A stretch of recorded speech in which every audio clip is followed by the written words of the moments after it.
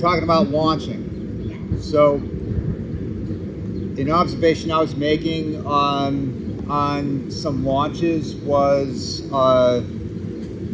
you're not in a cage fight with your glider. I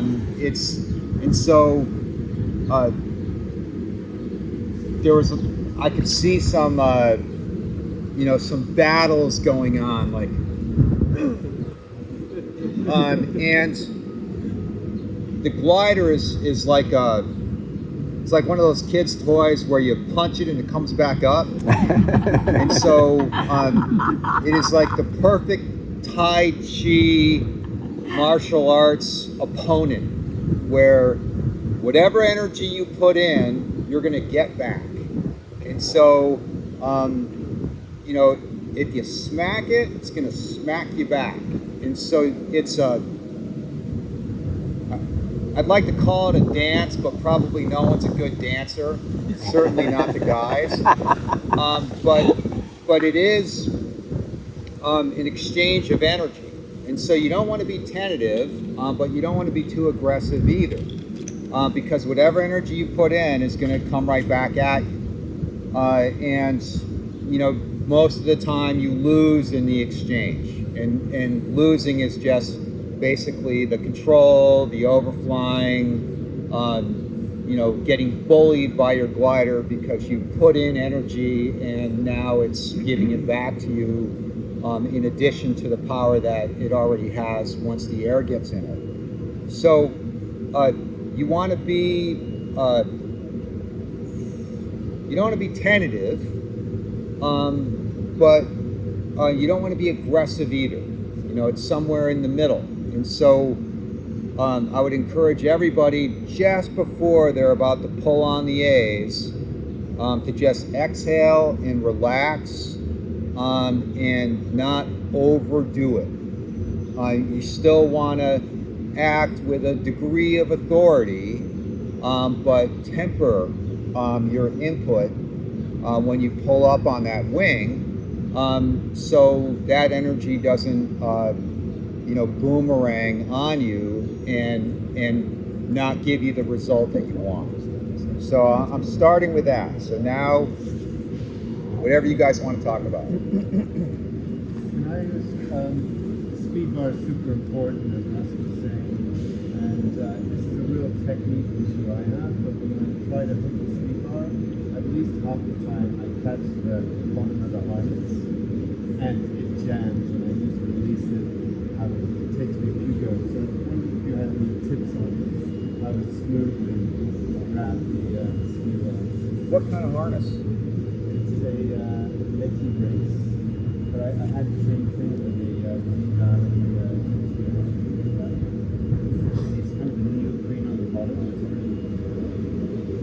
It's trapped between your heel and your speed bar. And then is it the stock speed bar or is it aftermarket? Just lightweight one. Can I repeat the question? It's basically when you're applying speed bar, if your heel drops down a little too low, it's rubbing against the bottom of the pod surface and then gets caught up on the seams and the material itself. I've fixed this a number of different ways. Some are better than others, but I don't typically use a stock speed system. I use an aftermarket one, and then where I attach it on the foot plate. Okay. Where I attach the speed system on the foot plate, that tends to help a little bit as well. A little higher up. Some of them have different attachment points on the foot plate, but then also just being really mindful about how far down your foot is moving, because I only hold the speed system on the bottom of my heel most of the time. I don't try and put it on the ball of my foot. So thinking really about that. And as I'm flying around, I look and I see some people that their pods deform, their foot's super low. And I think about trying to just catch the speed system with my heel and then move my foot back up into position right centered on the foot plate. But practice. Yeah, and a neoprene pod harness is going to be especially challenged to that versus something that uses a non-stretchy, more slippery material. And you'll even look inside a submarine and see that they've got a strip of reinforcement tape right on the bottom that allows you to You guys hear that still? Yeah. check. Yeah, just for A strip of reinforcement tape that is slippery that Over here, facing this way. your footwear would slide over. And so then there's the sneakers, whatever your running shoes you're using, try not to have something that's got a lot of cleats on the back edge or a big flared back edge like a Hoka or something like that, because that can be especially grabby when it comes to like a stretchy material. Or you could even go with one of Josh Cohn's light step speed systems that have a carbon fiber plate that sticks up more off the surface instead of just a webbing loop, and that can help. So you just have to find a combination of things, try some things, and you'll figure out what works. And then what Martin Pez, a pilot from Austria, told me, when you get the speed bar and you push it, raise your foot up until you see your toe deform the top surface of your pod, and then drop it down just a little bit. And if you do that every time you step on the bar as a habit, you're not having your heel deform the bottom of the pod. And so every time you step on that, you try to move your foot up so it deforms the top a little bit, and then drop it down just slightly, and then you'll never have your heel sticking out the bottom. And if you look at people flying with submarines, half of them are deforming the bottom of it with their heel because they don't realize their foot's that low. And you're concerned with deformation because of the aerodynamics, obviously, right? I just want to look good. Perfect. But yes, aerodynamics. You have something that's very aerodynamic, and it's been engineered in a wind tunnel, and you try to maintain that profile as much as possible. Just following on from that, also when my heel is not touching the bottom, then the speed bar goes on asymmetrical. That's the next question. Yeah, so you gotta work on your setup, because I like to blame the equipment before I blame my technique. But your equipment should work pretty easily without it being a really complicated thing to do every time you do it. And so I would start making changes to what speed bar you're using, and even what harness you're flying, where the speed bar attaches, to try to get something that works repetitively the same way to your satisfaction. Have you ever had, so I've got a long speed bar range for my wing. So I'm struggling getting enough space in my pods where if I let go, it doesn't catch on the, say, the luggage compartment at the bottom. Is there any, I struggle with that. It's either I have a little bit left or it's catching on my ass, basically, on what's under my ass. Yeah, you can't put too much in the bottom. Yeah. Yeah. I figured that. So, because that's a limitation. Even Violetta has that problem as well. If there's too much, lead weight or ballast in the very bottom, then when the speed bar is off, it catches on that lip. And so that's a packing issue there, especially if you've got a glider that requires a lot of range. Not a lot you I can do figured about that out it. yesterday, flying without, oh, that's fine. Yeah, Day one was a shit show. that's a pretty common issue to have with shorter pilots with shorter legs and smaller pods. So I know people that have used like Skechers shoes that had like huge heels on. There's all sorts of ways to approach that problem, but one thing about the speed system, it sounds like there's a lot of issues with that. I personally will just hang my harness with my risers and I'll attach a bungee to my speed system so I can pull it down and go through. When I set up my speed system personally, like in the submarine, I'm using the stock speed system, but all of my two first steps, the 3-step system, the left and the right are offset, and I want them perfectly offset. So when I pick up my right foot to get on the first step, that it's just picking up and stepping straight on. I don't have to think about moving my foot left or right or trying to get it centered. I want to know that when I just do it instinctually and put my foot down, that it is going to pull down the speed system symmetrically. That does not mean the speed system is set up symmetrically. It's set up very intentionally, very asymmetric to be able to get the most consistent pull down of, basically the A's. So play around with it. This is a setup thing. It takes time to get it perfect for you. Would you suggest to have solid bars? I'm assuming you're flying with a solid speed bar step. I have a lot of harnesses. I really like the light step system from Josh Cohn. That one has little carbon fiber foot plates. I'm able to get it set up just perfect for me. It may take some experimentation with other setups. But again, when I got Josh's setup, it's very well engineered. I had to go through and make it mine, take everything apart, adjust everything for how I like to have my first step and my second step, all that. So, and when you hang your harness, if you really want to set up your speed system to have it accurately translate to the air, I hang, I hang the harness by the A's only.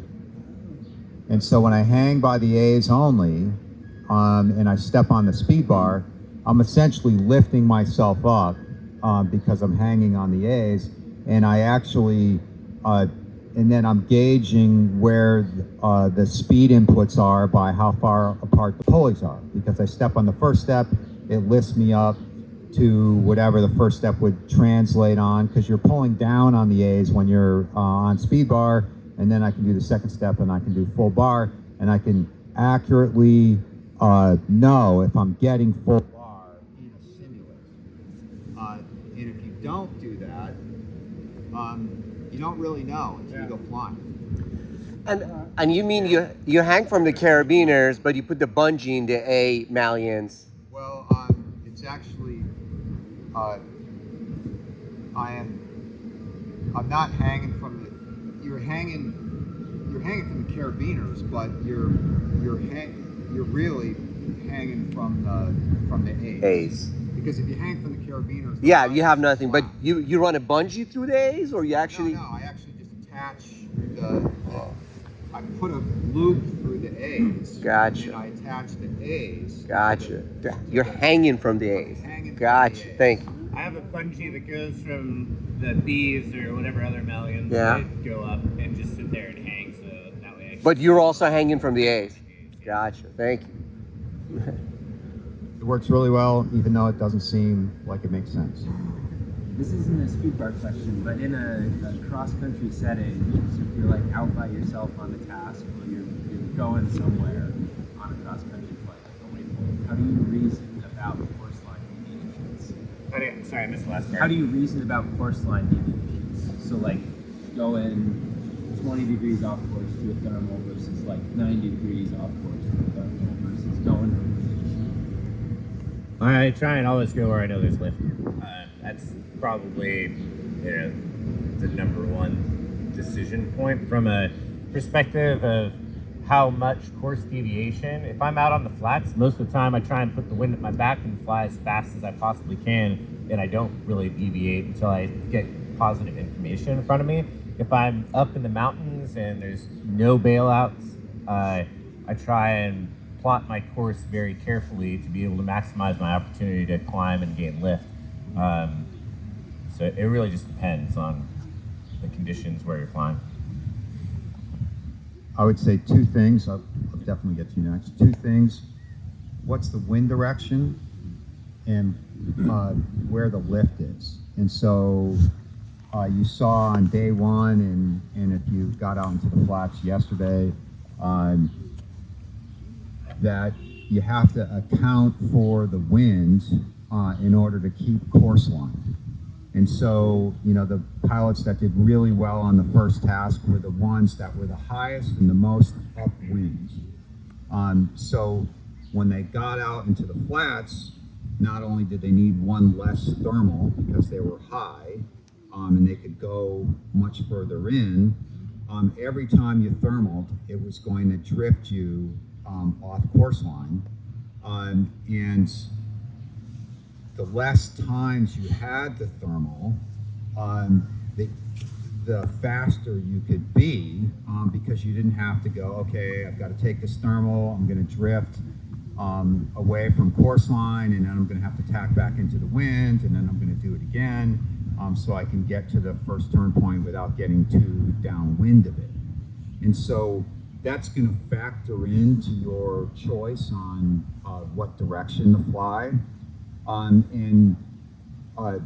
In an ideal world, you know, the thermals are lined up perfectly for you to do that strategy, but it doesn't always work out that way. You might have to make some compromise if there's a really obvious, you know, good thermal that is going to take you more downwind than you want, but you feel like it's going to be worth the trade. You know, you're either low or it looks like it's a strong one, and so you're going to trade some position to get to that strong thermal. So you try to keep your calculations, you know, simple, but if you get too far downwind, you're kind of screwed. And so you gotta be thinking about that on a crosswind leg all the time. Try to hold a good position. Can you talk about your progression from your first comp to the comps you fly today and the foundational differences and learnings? Got Like 4 hours. what were the biggest impact you think in your progression journey? What really helped? that long ago? Not as long as it, yeah. Yeah, I mean, we have to forego the speaker. I got my P2 in like 2012, I think, and I was picking up a harness from Brett Hazlitt, and I ran into Matty at Pemberton. I just wanted to check it out, and he was like, "Oh, hey, we're doing a clinic. Do you want to come?" I was like, "I just want to ride up the hill. I'm just gonna go fly." He's like, "Are you sure? Like, you should check out the clinic. It'd be really, you know, beneficial to you." I was like, "Oh, okay, great." So I went up there and did one day of the clinic. I was, "Wow, shit, this is really fun." How long are you doing it for? He's like, 3 more days. I'm like, "Yeah, I'll hang out with you for 3 more days." And at the end of it, he's like, "How long have you been flying?" I was like, "Well, I got my P2 last week." He's like, I was like, "What do I have to do to become a better pilot?" He's like, "Go fly a competition." And I was like, "Okay, I didn't even know they had those. Where can I do that?" He's like, "In India." And I was like, "Okay, how do I get in?" And he was like, "I'll take care of it, don't worry about it." And I went over to India and flew in a competition. The beautiful thing about flying in competition is you have so many pilots making all sorts of decisions, good decisions, bad decisions, blowing up, like just doing ridiculous things. And you have the opportunity to test a theory and then see whether it works against like a huge field to compare, like how successful is that decision. I made lots of bad decisions. I still make lots of bad decisions. However, it's narrowing in, and so I think for me the biggest benefit was having the ability to be able to compare my skills in decision making against other pilots who were making far better, you know, decisions than I was, and just the sheer amount of airtime that I got. And it's this time in the seat and opportunity to see what good decisions can yield at the end of the comp. And what we used to do back in the day is we'd go to Europe and compete because it was the least expensive way to go flying, you know, with some infrastructure.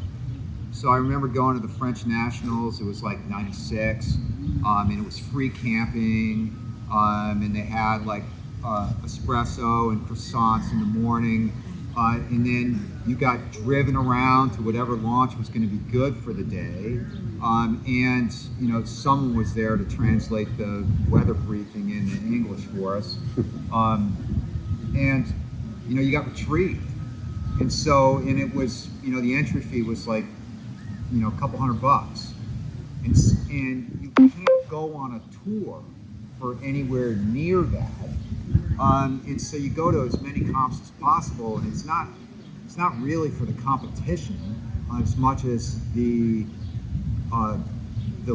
experience, the local knowledge, you know, getting driven to launch and getting retrieved, and then getting given some cross-country task to do that's appropriate for the day, even if you can't do it. Someone's figuring that out for you, and then you get to learn about the area, and you get to do things that you haven't done before, and you get to be mentored by the whole community of pilots that are at the comp for free. And so that's really why you go to comps, not necessarily to do well in competition. You go to comps to learn, and you go to comps, you know, to have an experience you would normally not get to have if you were on your own. So do it. Yes. Sorry, thank you. I just have an unrelated question to this. It's about landing safe out there in the wets. I know some stuff has already been discussed a couple of days ago about making sure that you're downwind so that you can see the dusties coming. But any other tips that you can share about being safe and land out there? Yeah, it can be windy. Yeah. And so if you're going to land, make the decision earlier depending on how much wind there is, because wind takes away your options, and a paraglider, you know, once wind factors in, a paraglider has way less options than you would if it was no wind at all. And so make the decision to land early so you can pick a good spot. Hopefully not in the middle of some giant dusty field, go for the green ones. And give yourself sufficient time to identify any power lines or obstacles that that might be down there, because it's not as flat as you think. And if you wait to the last minute, you might find that it's really rolly terrain, and you might be landing in a bit of a hole and get some rotor as a result of that. So give yourself sufficient time to identify a good field, and then don't set up too close to the edge of it, especially if there's power lines or obstacles, because you might be going backwards when you land, and you want to have plenty of room for any last minute issues that come up. Just a related question. Any differences with two-liners relative to collapsing your glider when you land in strong winds? It used to be A's and C's. Is it A and B? Just any differences with two-liners for collapsing your glider? I keep it simple. I just use the brakes. I just use the brakes. No fancy techniques. Just use the brakes. So you said something about, real quick, about landing a green field, like a wheat field or something rather. You're saying because less likely for it to reach a thermal, or because the dusty fields are upwind of you can see it? What was your main reason about, or just softer on your butt, really?